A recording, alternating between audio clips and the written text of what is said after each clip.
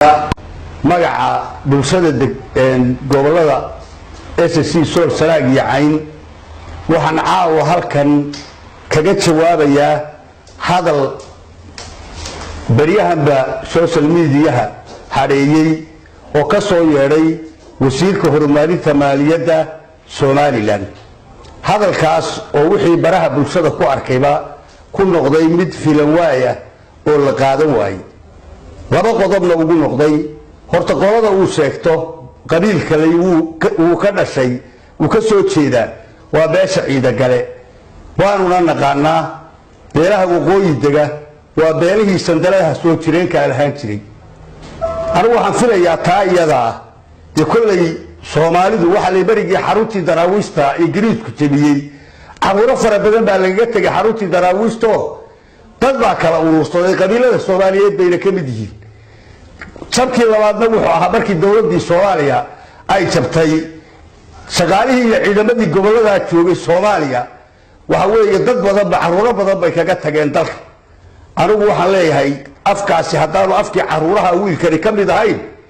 ma aha dhaqankii ciida gale waanu naqaanaa erayadiisi markaa soo qaato sool waxa ka soo gala wax kootarabaan hadduu cid ka soo galo khamrigu Itoobiya ka yimaada xadkiinu ka soo gala qaadkuna xagiinu ka soo gala dhaqanna uma lihin markaad leedahay qofka haddaan diin celinayn oo dhaqan celinayn annagu waxaan nahay xaruntii daraawiisheed waxaanu nahay kuwa awooyaasha gaalada ka xoreeyay waxaanu nahay hoygii diinta dhaqanka iyagana waa la yaqaanaa dadnimada iyadana waa la yaqaanaa waxaa nasiib daraa waa bariyahan ku arkay baraha bulshada masiirada loo xulay madaxtooyada Somaliland qaar ka midii inay ama gabdhaha caayeen ama taariikhdii soo jireenka ahayd ee Soomaaliyeed ee waqooyi lahaa ee dhaqanka ahayd waxa bari dhaweed maqlay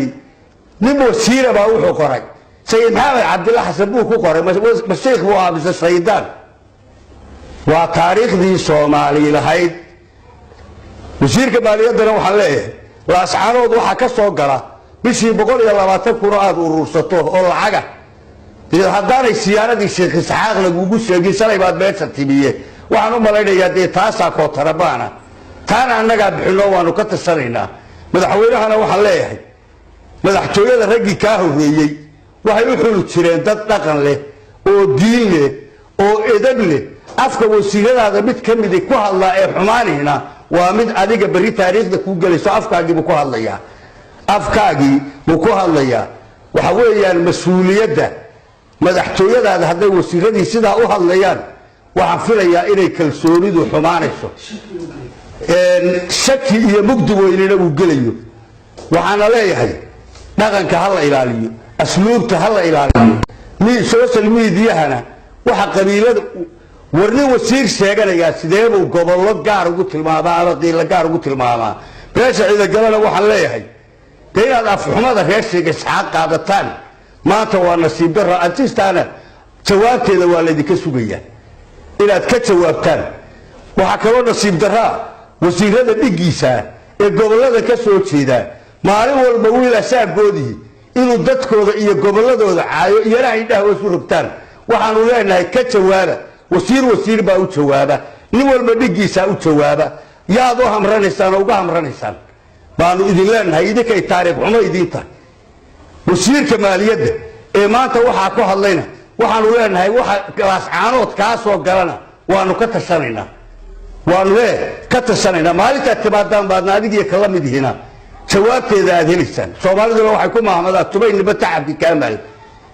wa salaamu calaykum wa rahmatullahi wa barakaatuh